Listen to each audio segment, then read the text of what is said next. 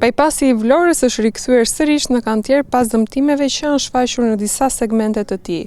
Vetëm 3 muaj më parë ky aks ishte i mbyllur për riparime dhe tashmë po kryhen sërish ndërhyrje. Situata ngre pikpyetje serioze mbi cilësinë e punimeve që janë kryer në një investim të kësaj përmase.